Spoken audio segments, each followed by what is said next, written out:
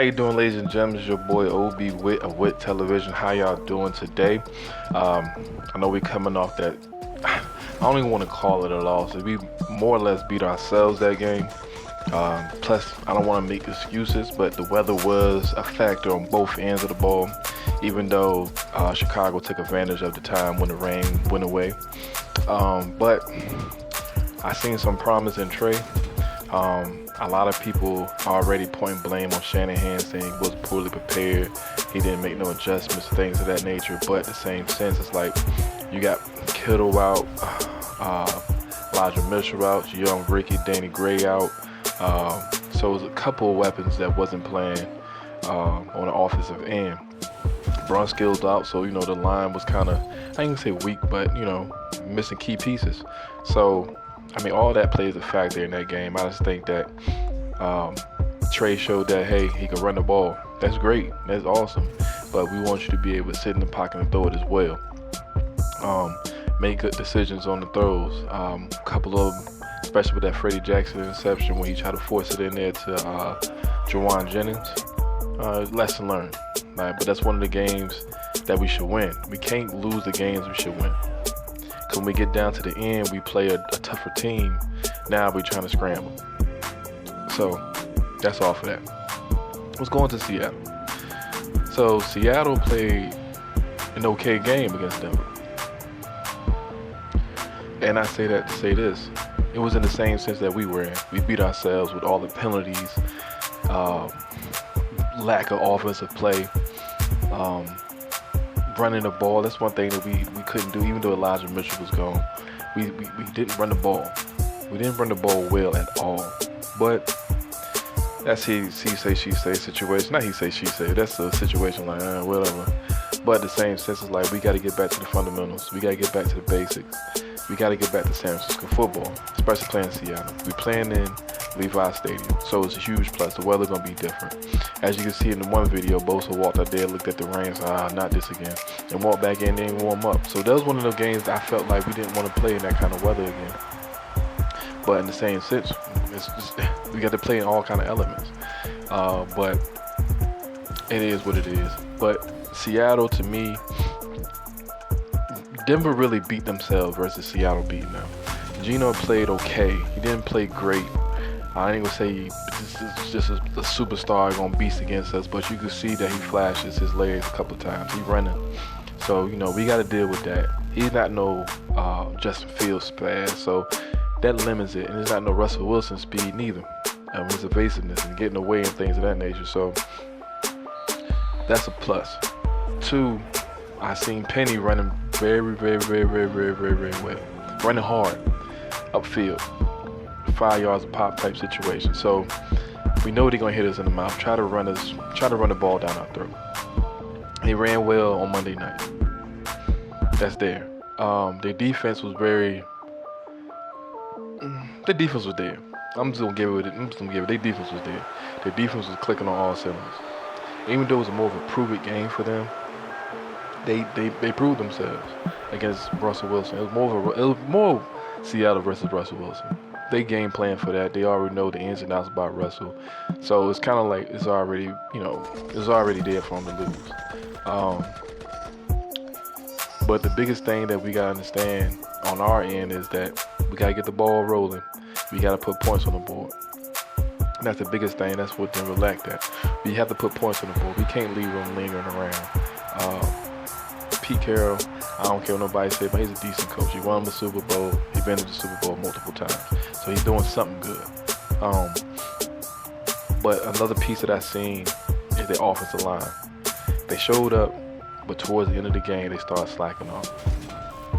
If we go out there and hit them early, it's nothing that we got to worry about this game. It shouldn't be nothing that we got to worry about this game, but at the same time, we playing the rival. We playing a divisional rival that I don't care who's the quarterback. I don't care who's out. It's always going to be a good game. It's always going to be a decent game because you never know what kind of Seattle you're going to get, especially now. Now that Russell's gone, you don't know what kind of Seattle we got. You don't know what Seattle going to come like. And then they got Penny back. He's running well. Like I said, he's running good. That team is fired up. They came off beating quote-unquote Super Bowl caliber team They beat them, they outplayed them, so their morale is high, their confidence is up. And we coming in trying to basically prove ourselves again after losing to Chicago, a team that we should have beat. So now we already kind of coming with our heads down. So, it's going to be a tough game. It's going to be a tough game. And, other news is I'm super excited about. We got Marlon Mack. He signed to our practice squad. I kind of wanted him last year, but we just somehow we didn't get to him. Or was it Hines? Yeah, Colts was Hines and Marlon Mack I was looking at. That we was trying. I hope that we would get. So I'm happy with Marlon Mack. If you look at the tape when he played against us in Houston, he was running the ball well. He showed that he could still play.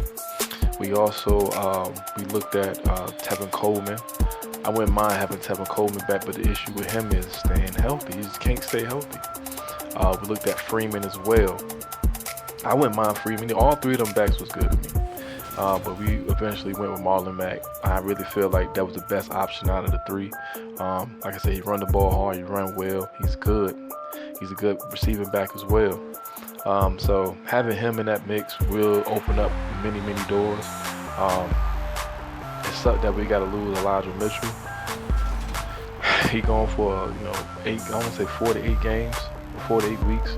So that's a huge blow. But like I said, Marlon Mack, we got Jeff Wilson, we also got Debo as well. Don't forget about the new guys neither. So it's like one of those situations like you lose one person, but someone else step up. It's an opportunity for someone to step up and improve themselves. This is a great opportunity right here. And do I want to run Debo as much as we did last year? No, not this early in the season for him to get banged up. So it's like we needed to have that Marlon Mack situation happen. Bring him in and let him prove himself at practice and activate him to the active roster. Plain and simple, Let him, Jeff Wilson, control the rock, and then put Debo in the mix every now and again just to save his body. I don't want him to be hurt up and banged up by the end of the year. I don't. So that's one of the situations was like, hey, go get him, let him play. Just let him play. Also, Kittle should be back. He might be back. Having Kittle back open up the run game as well. He's an extra lineman, but he's a lineman that can catch. But he also is a tight end that loves to block. So it's like having him changes the game. Him and Dwelly together plus Juszczyk. There's nothing could go wrong with that. So having them guys in the same lineup is just going to be crazy. But like I said, this opportunity for Trey to prove himself as well. It's going to be good weather. You at home, so you got the control of the crowd. You got the morale coming into the stadium. So Trey just need to put the ball on the players. Don't try to make, I'm going to say, perfect passes. No one's perfect. Just put it to where they can get it.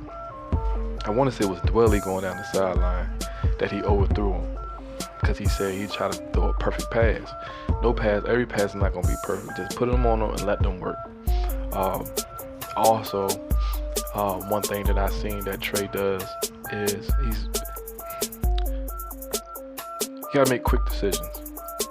But not too fast so we throw an interception. Make the right reads. I can't get mad if you make the right read and just happen to get picked. Just throw the ball, get it out your hands, keep it rolling.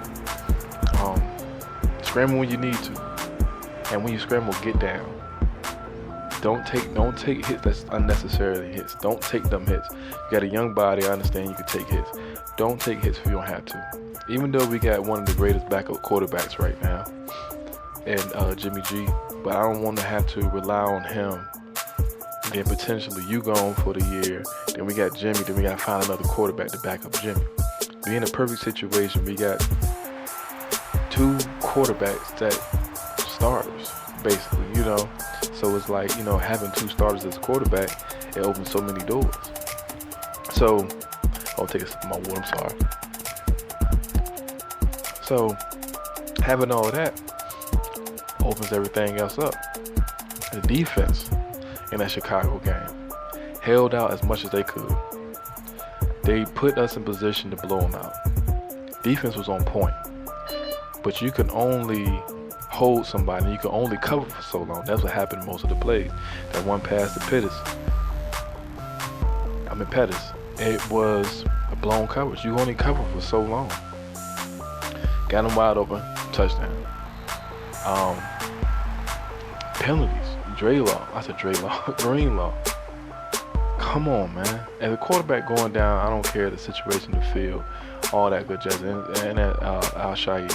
If the quarterback coming to you, you know he's going to go down. If he don't tuck his head down and cover the ball up, you know he's going to slide. Point blank, period. Just ease up once you get to that quarterback. Get to the point where you either try to rip the ball out of his hands or just grab him. Don't even try to do a kill shot. It's no point. NFL is watching. It's no point of doing kill shots on a scrambling quarterback because when they slide, it's a 15-yard penalty. Don't even waste your time doing it. Just simply just take the hit, take the yardage. Let them take the yardage and call it a day. It's no point. So that's one of the situations that killed us the most. Because they extended the play. It really extended it. Especially on that third down when we had got a third down. It was like 3rd and 1. It'd have been 3rd and 1. Well, matter of fact, it would have been 4th and 1. Hit him on 3rd down. Play called. Hey, 1st down now. Same thing with Kimball on the holding. How you gonna hold on defense? Why are you holding on defense? So it's like the mental mistakes killing us. And we don't need to start back when we did that last year. All them penalties and pass interference penalties. Even though we cleaned that up, now we dealing with other stupid penalties. Full starts, illegal motions, roughing the passer, passing. All that is just kill it, man. You're killing yourself. Just like I look at that Denver game. They killed them. That would have been a blowout game. And it made Seattle look so good. So now that I look at that, it's like, you know, it's Seattle really the team that was really worried. You know what I'm saying? Like, they 1-0 in the division. I'm in the division. Everybody else lost. Everybody lost tremendous. Like, the Rams game was a blowout. Our game was, in my eyes, a blowout because the team we played. Cardinals game was a blowout. Seattle game, they beat Denver. It don't make sense. 49 lost to Chicago. The Super Bowl champs lost to Buffalo. And who did the Cardinals play? They played Kansas City. So Cardinals is done anyway. But, you know, I look at all that stuff, man. It's like, it makes Seattle look great. And I hate turning on ESPN looking at, oh, this person not good, this person not blase. I hate it. And then we got one guy talking super trash about Trey. He never liked Trey from jump. He never liked Trey. He don't like this Trey, that Trey. Look, say what you're gonna say. If you're not playing on this team, don't talk about him. Point blank, period. If you feel like that guy's that bad, don't say nothing about him. Do you? When he blow up, because I got this match, I'm gonna put it in the description below. He was talking crazy about Trey. But, you know, like I said, hey, you know what? I can't even get mad at it. It's your opinion. It's your opinion on Trey. Do what you do. I'm also seeing something talking about Jimmy to the Cowboys. Because, you know, Dak out. They talking about he only out for four weeks, which is crazy. They talking about getting surgery on his hand. Me personally, I wouldn't want to trade Jimmy to the Cowboys unless we get a player. If we trade player for player, I'm cool with it. I'm cool with it. But trading Jimmy for picks,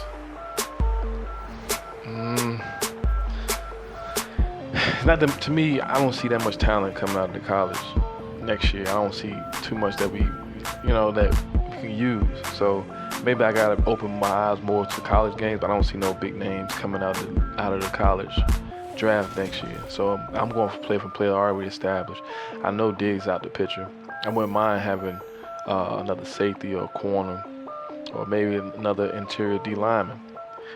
But I'm not trading Jimmy for no draft picks. Me personally, I'm going to get a player. So Cowboys, y'all got some good players that could come over here. I wouldn't even mind getting Pollard. Send us Tony Pollard. You can have Jimmy. I would love to have Pollard in that backfield while Elijah Mitchell gone. I would love him having while Elijah Mitchell there. Me personally, I'm just saying. I would love to have him there. But overall, man, this Seattle game is going to be a tough one. Just like I said, man, it's in the division.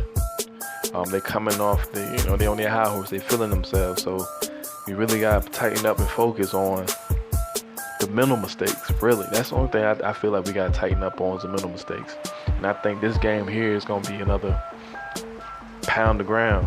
Run the ball. We got to run the ball. We got to run the ball. We got to at least have at least 20 carries. At least. I'm going to say 25 to be honest. That's when you know you're rolling. 30s, you know you won the game. So, yeah, me personally, run the ball, Kyle. Put them in, get that play action stuff going. Cause I know we try to do the little play action boots. You can't do it if we not running the ball. Get back to the basics, man. Make them, put them on their heels, and do what we got to do. We know we could throw the ball. We got great receivers. We got Ayuk, we got Debo, we got Kittle, we got Juwan Jennings, we got Daniel. We got receivers. Ray McCloud. We got receivers. But now it's about we got to show it. We got to show our run game, man. We got to make them believe we're going to run the ball every down to force them corners, them safeties come up and kill them over top. That's it. So that's the biggest thing, man. And I can't wait for this game, man. I really cannot wait because I don't want to see ESPN no more talking about the 49ers. I don't want to see it anymore. So, yeah. But yeah, I hope y'all enjoyed this video. I'm not going to talk too long. Try to keep these videos short, 16 minutes at the most. I know y'all looking at this game. Let's game, but hey, we here. I appreciate you guys. Thank y'all so much for tuning in. I appreciate you guys. Thank you. You